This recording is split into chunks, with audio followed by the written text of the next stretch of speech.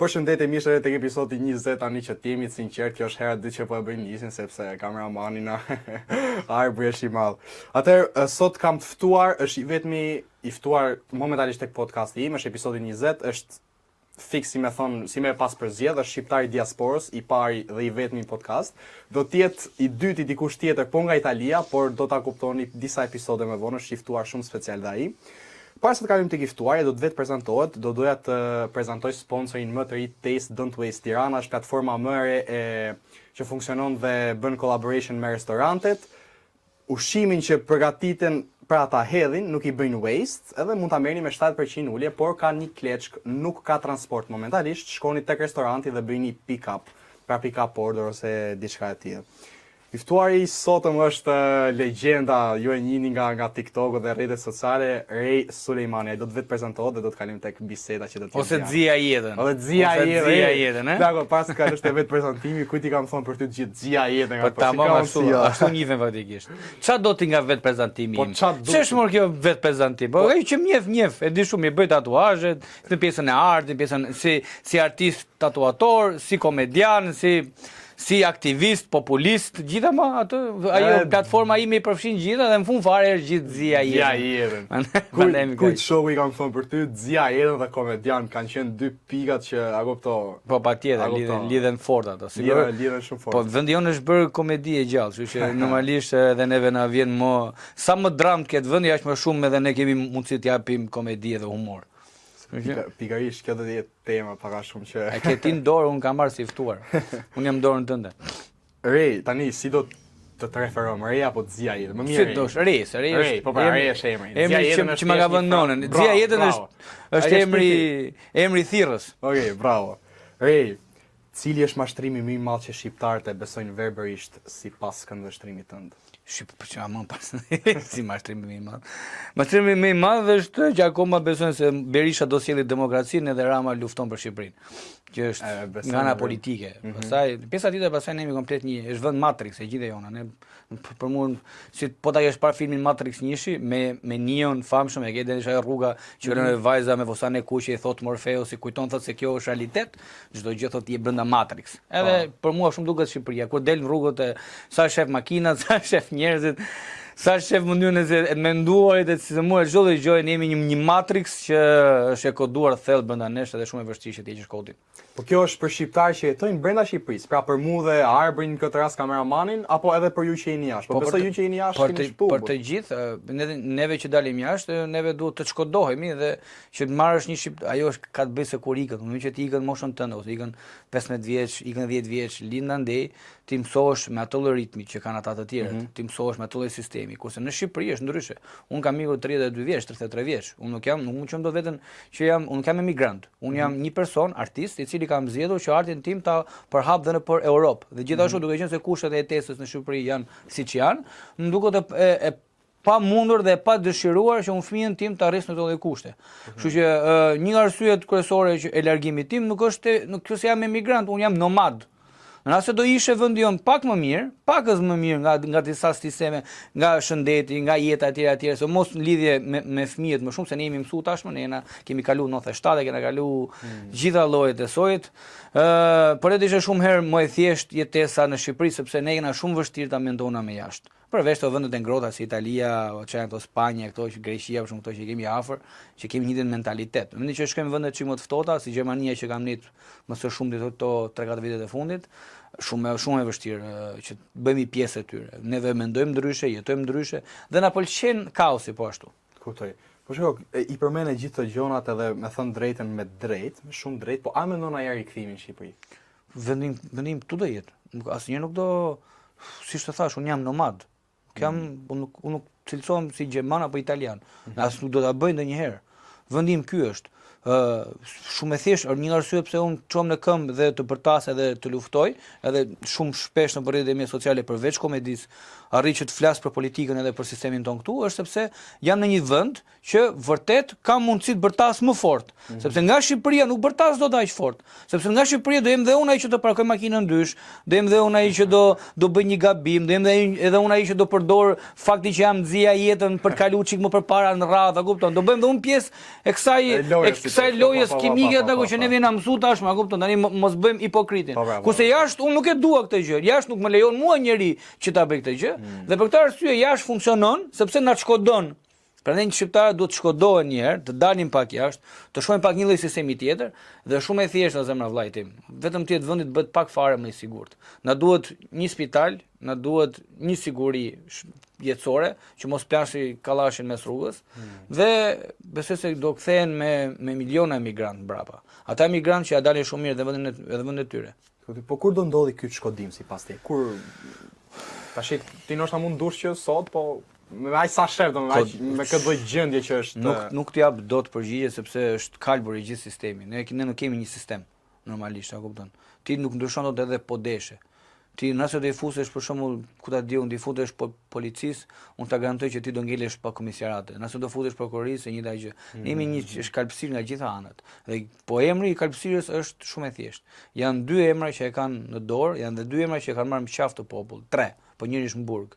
Ai është kryetari opozitarës Sali Berisha dhe tjetri është Edvin Kristaq Rama. Këta dy persona janë të njëjtët njerëz që kur unë kam lindur në 9 mars 1990-s, dilte dhe protestonte zoti Berisha atëherë.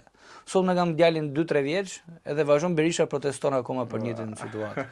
Zoti Rama, po e njëjta gjë është, zoti Rama vazhdon të bëjë të njëjtat gjëra, edhe unë nuk e di se kush duhet të jetë ai që do ta ndryshojë, a do vi unë, do vi ti, do vi tjetri. Duhet të ndryshuar, është ligj që duhet ndryshuar. Jo, shumë qartë, po nga këta që janë momentalisht pjesë e politikës, këta të rinj që është një treshe, mendon që mund të jetë dikush çfarë lidhje ka me Shqipëria në këtë lloj niveli që ka shku fut mandin e një shtullës së vlla, ç'a muhabeti boti ç'a. A ku ndi në nivel ti mendon se do ketë në një person që mund ta dhjesë më shumë se sa e kanë dhë, par zotin, a kupton. Po flasim që ky është sistemi ata. Ka pas unë e përdor shumë si shprehje, e kam shumë qef, Robbie Williamsi, bashortja ime e ka pas kur ka vdek përmend. Ajo përmend atë dhe mua më ka ngel mendi fatikisht që thoshte që Robbie Williamsi një shpejtit ishte që pampersat dhe politikanët duhen ndruar shpesh dhe për të njëjtën arsye, sepse në fund fare të gjithë dhiten, a kupton. Dhe në Shqipëri jemi te faza e dhjerjes dagu, a kupton. Është 32 vjet që ke vetëm 2 emra, 3 emra. Njëri është në burg Ilir Meta, Sali Berisha, Edi Rama. Sali Berisha, Meta, Sali Berisha, Edi Rama. Këto 3 emra. Kjo tresha ka tregu që neve po na përdonon nga gjitha anët, si anë artistike, si të rinjt në moshën tënde dhe shumë të tjera, kupton. Kështu që gjithë puna është që ndroni këta. Shansi ka kush vjen. Ndroni këta, mbajni ndroni fut një tjetër, mbaj 4 vjet, futi tjetër, mbaj 4 vjet, futi tjetër, mbaj 4 vjet. Të gjithë punojnë shumë mirë 4 vjet e para.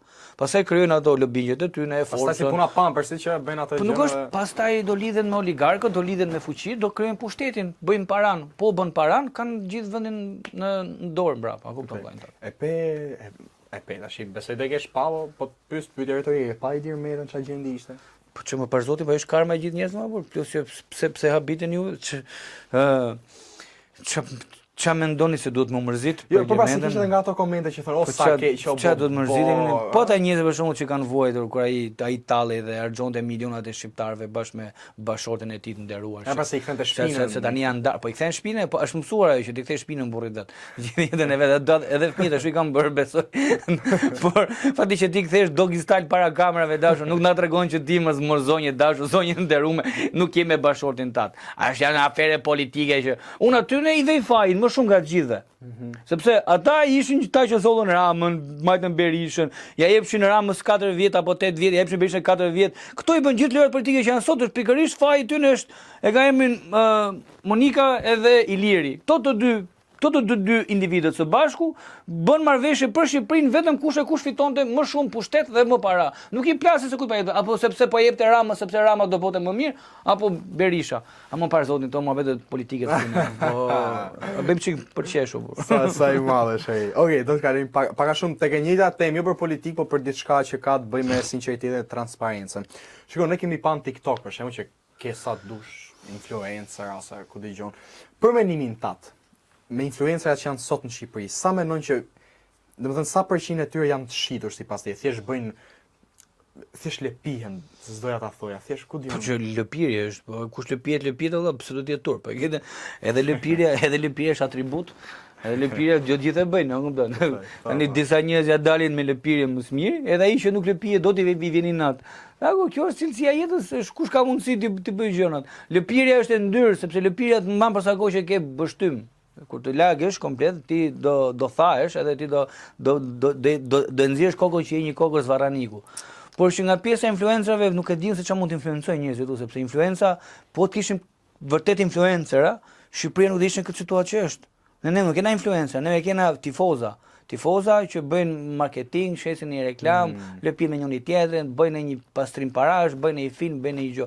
Në funksionon atë influencer fjalë e madhe, se do të thotë që ti po influencon. Çfarë po influencon te brezëri më, por ne dim shumë mirë se çfarë bota e TikTokut është ka mund turp në herë. Të hedh video në TikTok, të disen çfarë kategorie jam duke u përplas, a kupton? Sepse TikToku vetvetiu, të gjitha njerëz me aq mira views sa kanë, shumë individë nuk dua as emrin më përmend, mos jap as asnjë lloj gjoje, e njohim gjithë kush janë. Ato kanë mundësinë që brezit të ri të japin një lloj force, të japin një lloj revolucioni, të japin një lloj dëshire për të bërë diçka më mirë për veten e tyre. Dhe fatikisht çfarë përdorin telenovelat turke si fjalë, zihen me njëri tjetrin, bështyhen me njëri tjetrin, i ndajnë lekët me njëri tjetrin. Është një njëjta gjë, kupton? Dhe njerëzit që shqiptarë që marrojnë kur ti shikon që shanë edhe bën, kupton? Edhe unë në fillim fare më më shumë TikTokun kur nisën në 2021-2022-shin, vëmendjen që merrsha ishte se merrsha çik me showbizin, përdosh ato batutat e mia, i tallsha, janë nxisha çik atë maskën deri diku, më thonë se kupton, afu se njerëzit se dinin. Edhe kjo gjëja të bën që më bëri pak merrsha vëmendjen e parë. Në momentin që unë fillova duke u ngritur dhe duke krijuar çik atë me humorin tim, me gjërat e mia, duke krijuar një far fan base, një far, jo fansa se fansa duket kështu si një far jo as dashamirës, po një far unë i quaj si një grup intim, kupton? Si persona që mendojnë si unë, që vujnë si unë dhe që pëlqejnë hidhin humor si unë. Edhe unë atë po realizoj.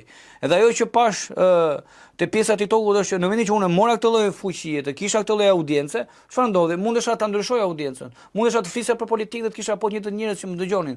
Mund flisesha që pse mos ta bëjmë këtë gjë më mirë, kisha prapë po një të njerëz që më dëgjonin. Pra ti e ke aftësinë dhe mundësinë që njerëzit ti drejtosh për diçka që është për të mirën tonë. Dhe askush nga të tjerë shumë pak e bëjnë këtë gjë. Shumë pak e bëjnë. Prandaj janë influencer, janë thjesht lëpirë apo parsot. Po, pra nga këndvështrimi jo se ti e the shumë bukur edhe pra po të them që me drejt. Po kur do ketë Shqipëria influencer real për shembull që shiva se e tha filani po i shohim 3-4 veta që po ja ngjojnë fjalën, e pan TikTok, e ngjun, po e bëjnë. Ka filluar ka përshtypjen. Unë për shembull ja dola unë. Pastaj kanë dalë të tjerë, ka dhe të tjerë. Tani shumë persona për shumë po e përdorin platformën. Shpengashi për shembull po e përdor platformën. Alin Qorri po ashtu me platformën atë. Po ta shohësh sot nuk ka më televizion vëlla. Sot është çdo gjë është TikToku, është Instagrami, është rrjetet sociale sepse njerëzit patën. Kjo ka dalë jashtë loje. Po shumë kupton, kjo këtu të impononte se çfarë shifje. E zgjidhshe ti çfarë duhet shikoje, ishe komplet i kanalizuar në mundësirat për të parë, për të marrë informacion, ti do merresh informacionin çfarë do të jepte televizioni, ti do dëgjoje çfarë do jepte televizioni dhe ti do shikoje edhe reklamën sepse të detyronte televizioni për ta parë ti reklamën. Në momentin që u krijove një platformë që ti e ke në dorë dhe ti mund të postosh çfarë do duash ti, njerëzit zodhen vetë atë që donin të shikonin. Prandaj ka audiencë dhe filani dhe unë dhe ti dhe të gjithë ne. Sepse këtë i dha mundësinë që ti jesh i pavarur, të nxjerrësh atë që do të nxjerrësh, të tregosh atë që do të tregosh, dhe në fund fare zgjedh publiku se sa do të dëgjoj. A do kesh 100 views, 1000 apo 1 milion, është pikërisht sepse çfarë kanë dashur të dëgjojnë ata. Kështu që iku televizioni dhe u zëvendësua me individ. TikToku tash. Tani është TikTok. Por ky është problemi që televizioni në vend që të mbajë akoma atë autoritetin e vet si televizion, që t'japi një lloj dashamirësie popullit, t'japi një lloj mësimi popullit. Pra sepse ky është televizioni vetë që ta kesh formë edukative, të mësoj njerëzit, fëmijët, të rinjt e tjera, me anë të filmave, me anë të emisioneve, me anë të dokumentarëve e tjera. Televizioni tani bën emisione siç po bëhen sot që janë këto reality show, që po mundohet të kopjoj TikTokun, a kupton? Po mundohet televizioni të futet të sfidoj rrjetet sociale. Jo vëlla, ti duhet të rish aty ku je, duhet të gjesh ti formën se si ti afrosh në pastërti. Se sa do televizioni çik më i pastër. Kuptoj. Për Shqipërinë po flasim. Për Shqipërinë. Se jashtë nuk I shikon dot. Njerëzit për shkakun që neve kemi në TikTok apo sharing apo banalitetin që është në TikTok, ti në një TikToker gjerman apo italian apo amerikan nuk mundet dot të ketë famë, nëse do silli siç sillemi ne. Kuptoj. Shiko, do të bëj një pyetje është pak personale kjo. Kur morë vendimin që do I futesh TikTokut, se më morë gjë. Do I futesh TikTokut. A kishe për shembull nga njerëzit tu që thonin, po shiko mos u fut sa aty ke ose domethënë që tu bën një suportues ose kur fillon do që u bëre figurë e njohur, shqiptarët fillon duke të njoft. Si puna ime jam unë një ndërta domethënë që Unë do t'jap këshill njët, mos e harroj trapin Lali për asnjënin. Për sa kohë që qenë e pagu vet, dritat I pagu vet, ujin e pagu vet, punon vet, pa kujt të haty, për këtë të haty. Pse kujtohet unë e abona TikTokun, edhe do kishe në njërin thoshte mua po pse ke hap TikTok, pse po TikTok? S'ka guxim njëri më thon mua, pse e bëj apo pse mos ta bëj diçka unë. Unë bëj çam do trapi mu, do ta bëj si ta du unë dhe do jetoj me kushtet e mia dhe në fund fare do vdes po me kushtet e mia. Vetëm po na mori Zoti kështu në forma të çuditshme. Kështu që mos jeto për tjerë Lali, se s'keti njerëz që ti vërtet të duan përveç se pjesa e familjes, bashortja apo ti I ri akoma, fëmia jot që do të pranoj kushdo që je, për sa kohë që ti jep dashuri dhe punon për të. Por pjesa tjetër Lali, siguro që ti jesh I pasur me veten tënde dhe mos bësh kompromise. Pastaj të dëgjosh të tjerë ti, who the fuck, kush janë të tjerë më plagë që dëgjosh ti më thënë. Deri tani më ke zbulu 3 pyetje gjatë gjithë bisedës, 3 mike. Kuptoj. Rej, sipas mendimit tënd, me atë që ti po bën aktualisht me pjesën e TikTokut, po lufton sistemin apo Rein, apo veten? Se të kemi pa në TikTok që thjesht thu gjëra që janë, domethënë thu realitet, nuk është se thu, domethënë gjëra që I kemi pa shumicën që flasin budalliqe, pijen siç e përmendëm. Lali, un jam në fuck you position vllajte. Un jam artist tatuazhesh. Unë në një projekt që marr, projektet e mia fillojnë nga 6.000 euro e sipër. Unë shkoj një projekt një javor, më shkoj 8.000 euro, 10.000 euro. Edhe unë në botën e Europës, unë minimalisht do ta gjej një projekt në muaj. Se nuk është se dyndem në punë, marr një projekt, 2 projekte, 3 projekte maksimumi. Unë me aq kam mundësi pa asnjë sponsori, pa asnjë reklame, pa asnjë gjoje, unë kam mundësi të mbaj familjen time dhe të jetojmë siç duhet për me jetu. Në kushtet tona. Që mua nuk më intereson fare, nuk më plas trapi fare për asnjë, dhe kjo më ka bërë të them fuck you position. Prandaj unë kam mundësi të dal TikTok edhe të them atë që mendoj, them kjo është gabim, kjo është gabim. Dhe më u zgjedh Lali Çajni duke bë te mjekësia, çapo boni këtu, çapo boni ashtu. Normalisht unë do të fisa vetëm për art, për tatuazhin, të jepsha këto lloj vlerash ose për komedin, por duke qenë se vendi jon ka nevojë për shumë më shumë gjëra të tjera, unë nuk dua vetëm të ofroj këtë gjë, a kupton Rein. Unë prandaj kam mundësinë flas me të huajt, unë punoj në studio të huaje, pra nëpër Gjermani, Danimark, Norvegji, Suedi, Finland, Itali. A kupton, unë punoj në studio të ndryshme me artistë të ndryshëm, dhe unë kam mundësi që vetëm me punën time të më japi këtë lloj pozicioni, që unë kur të hap telefonin nuk kam nevojë për sufllaqen as kujt. Prandaj nuk më blet dot njeriu mu. Prandaj unë përmend emra, përmend gjona, them ti, ky, ai, ajo, sepse nuk kanë mundësinë të më blej. Po im nuk ka strapi fare. Po zero më zero. Sa I madh. Rej, a ke thënë ndonjëherë diçka në TikTok, por më pas e je pendu? Që paktën ke thënë shifes është ja thash shumë keq ose nosha ishin euforik në atë moment edhe ke thënë pastaj shifes se jo. Ja, se më është mund nxitohem ndonjëherë, po jam krenar aq shumë sa më duhet ta mbaj fjalën time deri në fund. Mund nxitohem, ka raste që edhe mund nxitohem pak, por po e thash llafin, unë jam shumë se drejme nuk më lejon që unë ta mos ta gëlltis edhe nëse kisha për ta bështyr. Kështu që do nuk do e di asnjënin nëse unë jam nxituar dhe kam bërë gabim, dhe të do di vetëm unë. Kuptoj. Shumë e bukur. Rej, a ke humbur miq apo ke humbur miq në punë ose tek rrethi jot për shkak të asaj që thua online? Ja, më, ato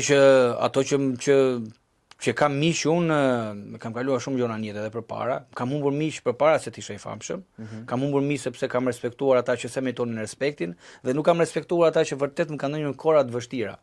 Dhe kur u bëra që kisha për të bërë, ata njerëzit më kanë dhënë gjithmonë në krah, ata njerëz që kanë qenë për të ndënjur. Kështu që ai njeriu që prej famës apo prej gjës time nuk mendon se duhet më rri larg mua se I prish unë në një gjë, dagu është problemi aty, nuk është I imi. Thjesht kam njerëz të tjerë për takuar boll. Atë ka rastis që ke refuzu ndonjë reklamim për arsye që nuk ka pëlqyer produkti. Po patjetër, që janë reklam alkooli, cigare, bigjoze, për shumë, unë si marr përsipër fare. Ke pa, ma thotë në një rast që të ka ndonjë ofertë për shembull. Nuk mundem dot përmend rastin fiks sepse i bie që po i për reklam. Jo, për çfarë, për alkool apo për por janë këto bigjoze, zakonisht këto lojave të fatit janë duke shpesh edhe kanë kontaktuar patjetër. Jo, absolutisht. Po nuk mundem dot të jap diçka se gjithë puna është të japim një produkt mirë për brezën e ri. Kështu që çajm produkte pavarësisht se në vendin tonë kena shok që konsumojmë gjona, jeta, kupton të gjithë, nuk është mirë. Unë jam edhe pse mund të jem duampirës vet, cigare është vesi më i poshtër në botë. Unë vet kam pirë alkool dhe alkooli është prap një nga këqijat dhe një nga plagët më të mëdha të shoqërisë tonë. Kështu që nuk ka vend për reklama, kupton. Nuk po them mos ta shihoni, mos ta bëni, nëse dini të keni limitin e juaj, nuk është për tu promovu. Me keq. Kuptoj. Rej, një pyetje tjetër. Sa njerëz të afërt të kanë zhgënjur, por pas famës të janë afruar? Njerëz të afërt, themi njerëz familje, fisi. Bravo, fisi, bravo. Njerëz që një mbiemër pra një gjak. Jo, për ata që kanë rëndësi për mua, më shumë kam qenë unë zgënjim se sa kanë qenë ata. Më shumë ke qenë ti? Po, s'kam qenë.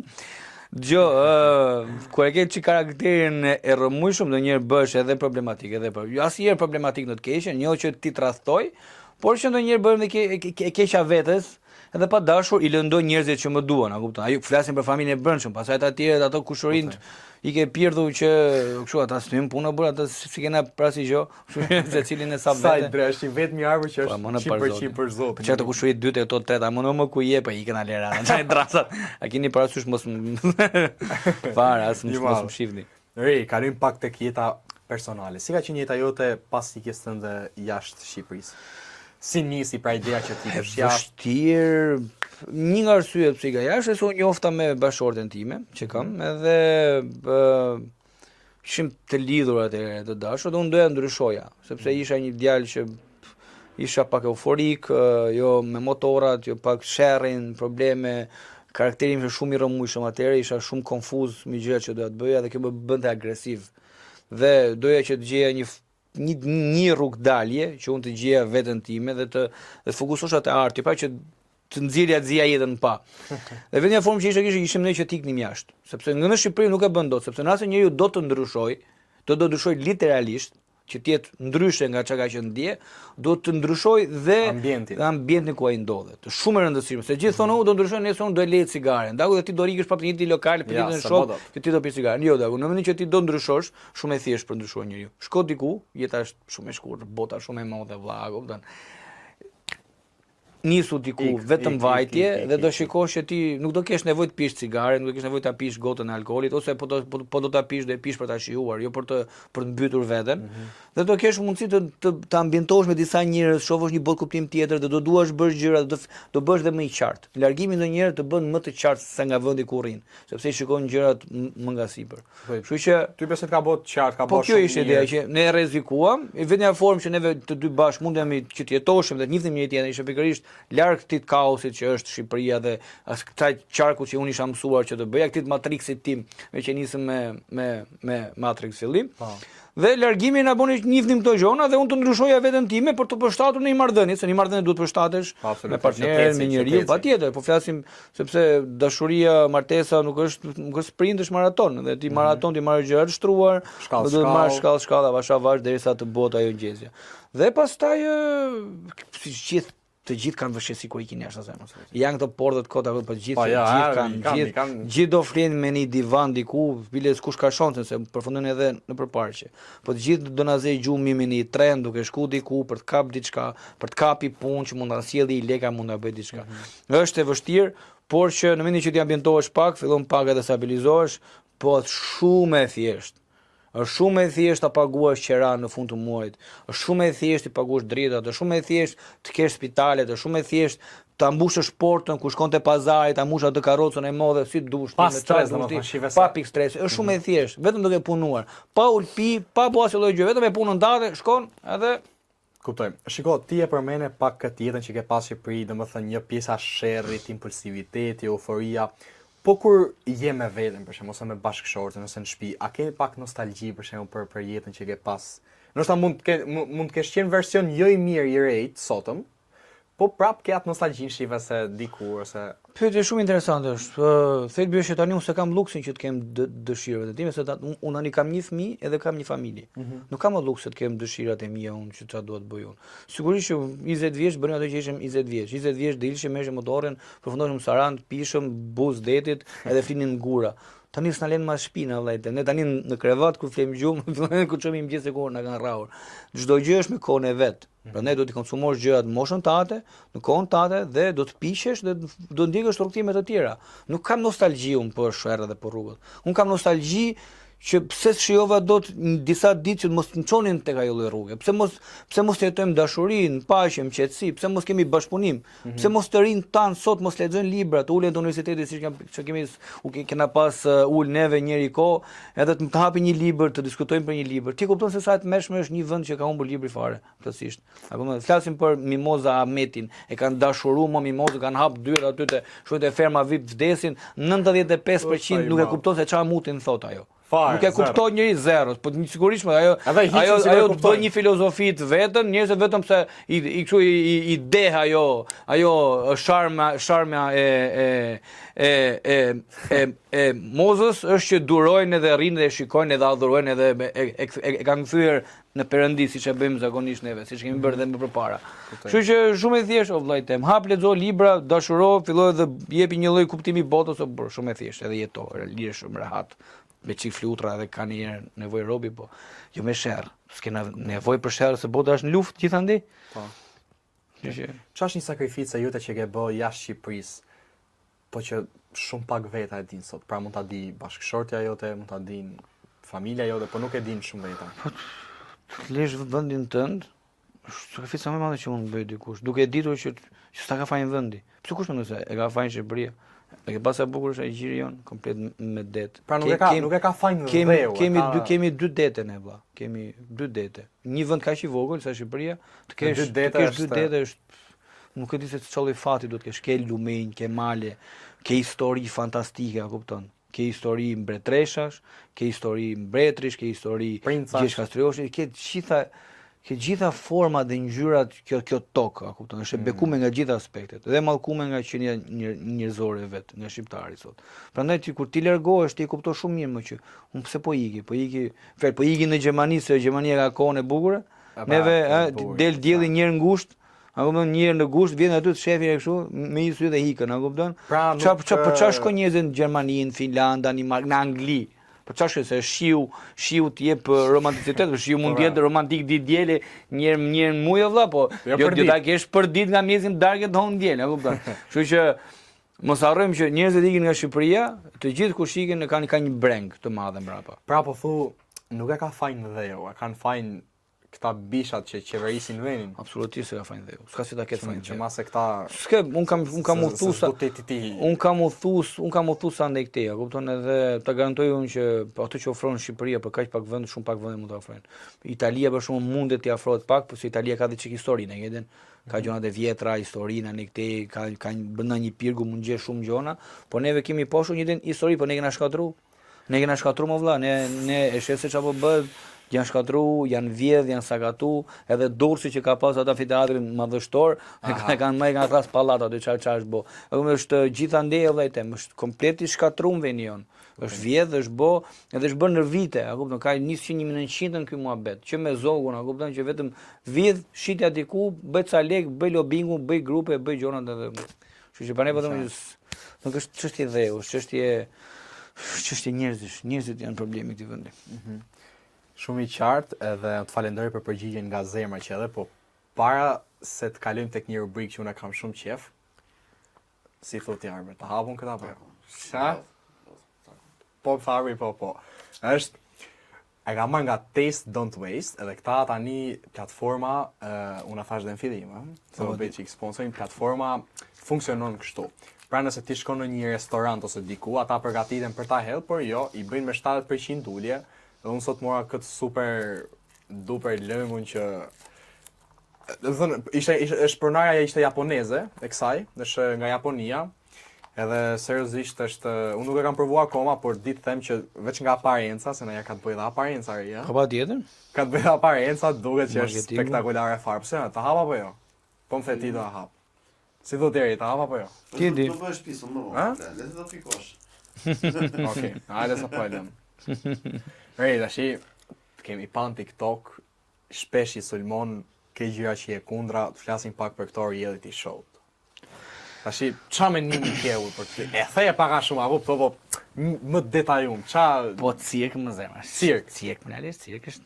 Një kohë njerëzit luftoshin me fjalë, ishin gladiatorët ata që merrnin vëmendjen e popullit, edhe Cezari thoshte sa bëj në një turbullir në një gjë, fuste bënte cirk Cezari. Bënte arena të mëdha. Ti po shohësh shumë Romën për shembull, që atë gjigant atë arenën e Romës gladiatorëve dhe njerëzit që tërboheshin dhe harronin hallet, harronin që s'kishin bukë tani në shenjë ai gjë dhe sot e kësaj dite. Vetëm dallim është që ne kena edhe cirkun e keq. Se ne Cirkun e keq, po sa tamam, ne burr. dhe cirkun e kena shumë me urrëtie, me mallkime, me inate, me kërcënime, e kupton. Në vend që të jetë një reality show për shembull që vërtet na kënaqë, si thonë që ta harrojmë ato hallet tona, të flasim për dashurinë. Kemi qef me e pa. Po çovësh artista alla duke bë muhabet me njëri tjetrin, duke bë komedi, batuta, ato e shamë kupton? më shumë se tjetri. Fillon artisti Lali se di se ku kujto se është, a A kupton? si lloj artisti, ha? Po asnjë më po ta shikosh në për çete finalistët për shkakun që ishte Big Brother, shiko se kë ke për finalist, a kupton? Dy burra që ishin ato dy që vetëm thumbime, njëri nga ata që ai i madhi, njëra ishte edhe nuk e di par zotin se çallë qenie njerëzore, që të ketë aq shumë mllëf tjetër, e kupton? Dhe ta mendosh ai ka ikur në Angli 13 vjeç, ë? Me fjalë çallë mllëfi do të ketë që të shaj të bëj dhe un jam futur në këtë rol sepse un jam personi, un jam bomba. Ti je bomba, o vlla, po kemi nevojë për shembull, o vlla. Kemi nevojë që djali i mirë mos të ishte Stenaldo aty, apo të ishte dikush për shembull që vërtet Ose Mali.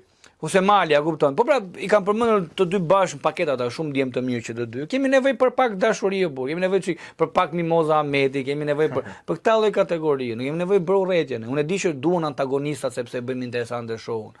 Po në herë çik më pak o vlla, se le ti mos jetë aq interesante. Po të paktën t'japi një shembull të mirë. Jo, qartë, po shikoj, Rogerti tha tek fan klubi, tha, domun që është kjo post Big Brother, tha që unë këtë rolin nuk jam kështu njetrale, thjesht Ama Do si duka, e besoj. Ku pas ka qenë ky aktori kaq i mirë, më lali që tjetri 2 muaj si aktor, e keni.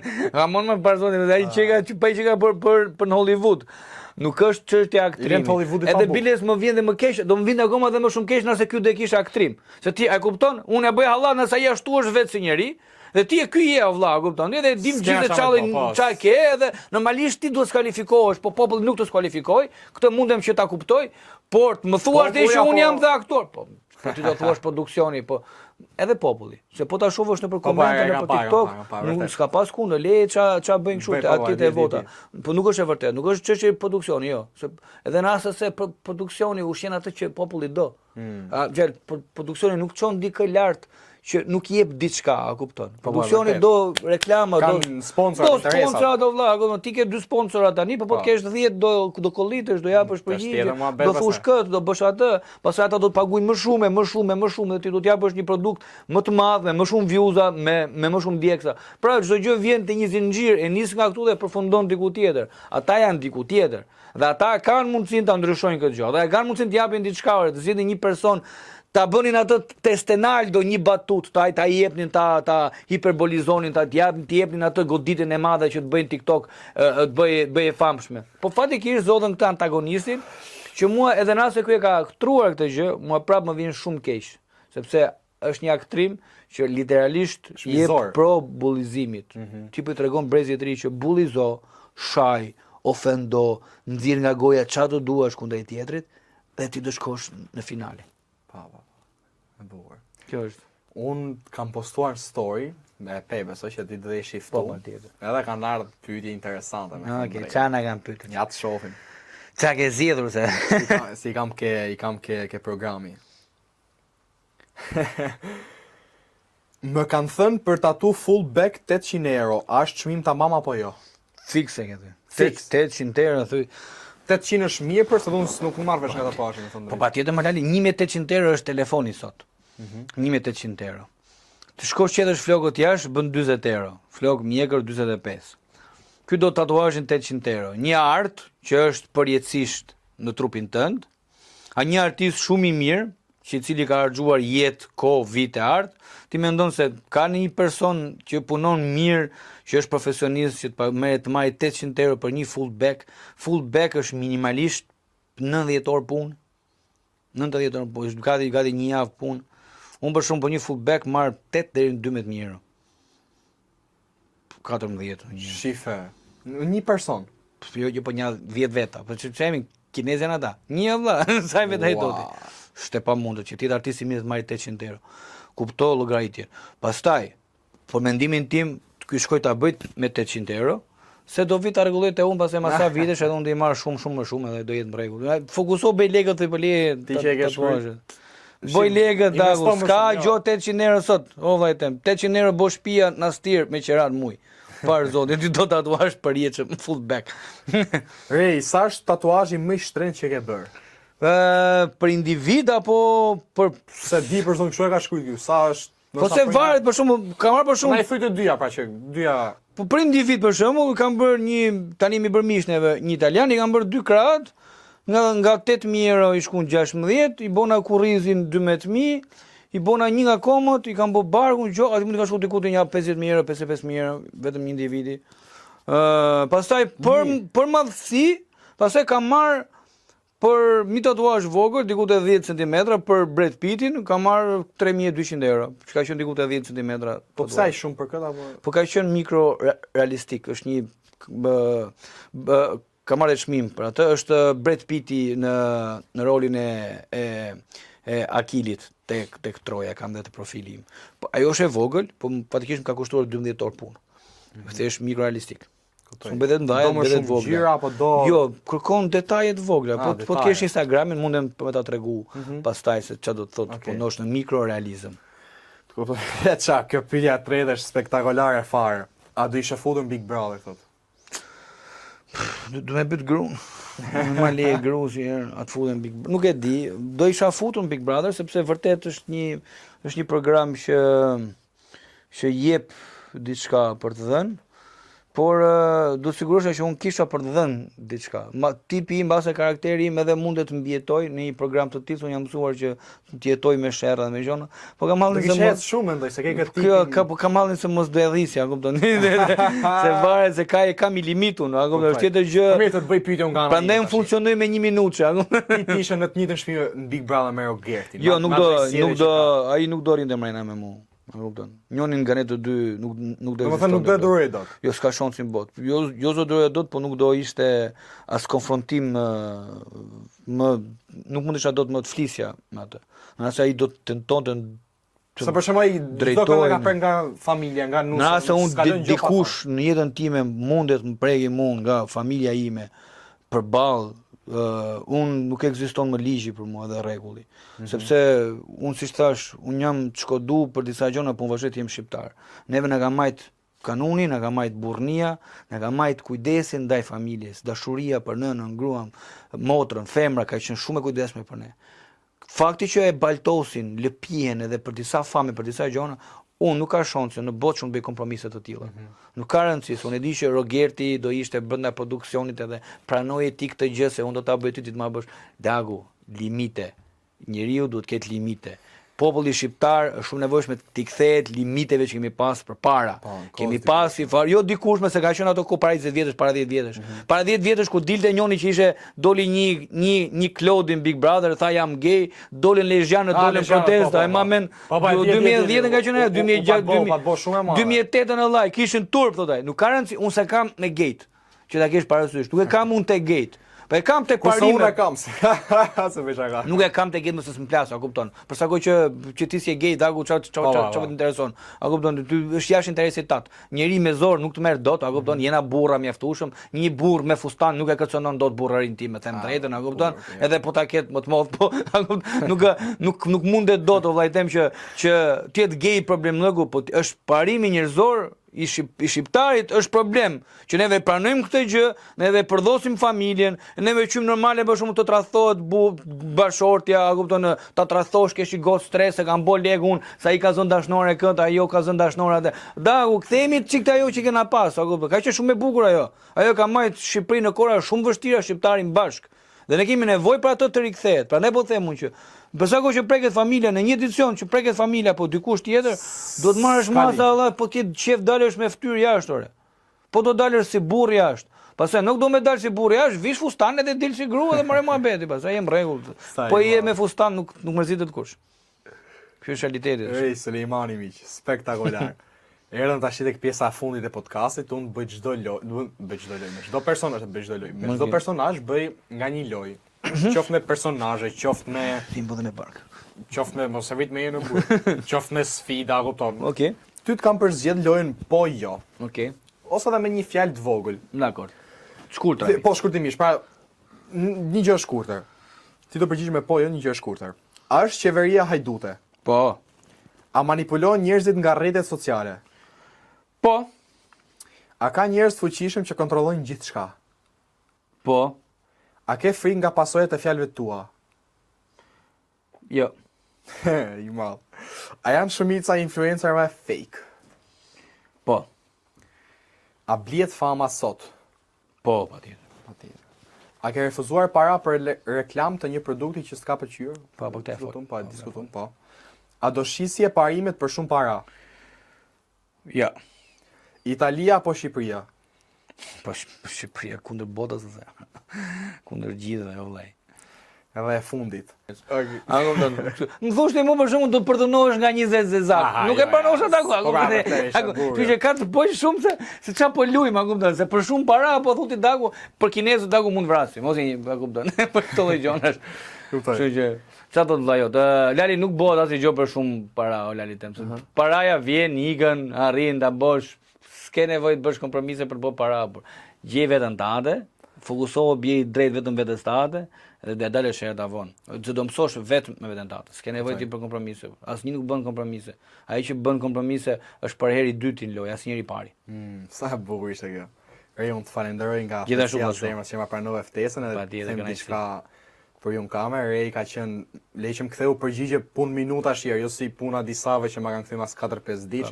Por më ka çuar më ka çuar 2 voice nga 2-3 minuta, të më folë si me më pas shok, edhe jo as nuk ishim takuar, sot jemi taku për herë të parë. Reja, ki diçka të fundit për të thënë para se unë. Do të them që më bëhet shumë shefi që ka djem si puna jote, që unë një nga arsyet pse unë vazhdoj dhe bërtas edhe flas është që shoh djem që tentojnë të bëjnë diçka në formë të pavarur, me veten e tyre, me mundësitë e tyre, a kupton, dhe janë nisur diçkaje që për ta si puna jote në moment, është moment akoma konfuz nga na jote ku do më çoj, ku do dali, ku do bëj. Thjesht ki besim te vetja jote, mos dëgjo asnjë lloj gjoje tjetër. Futu ta krijo vetëm një që ti du t'i dëgjosh çfarë do të thotë për ty është vetëm vetja jote para pasyrës që këtë mund ta bësh më mirë, këtë më keq, këtë më kështu, futu këtu, futu atje. Mos dëgjo asnjë lloj gjë tjetër. Edhe një nga arsyet pse arti ekziston edhe njerëzit si puna ime marrin çik zjarr që të ngrihen edhe të kërkojnë sepse do ketë djem si puna jote që do na ndjekin nga mbrapa. Që vllachko urime nga ana ime edhe besoj se shihim prapë. Miq, dzia jetën.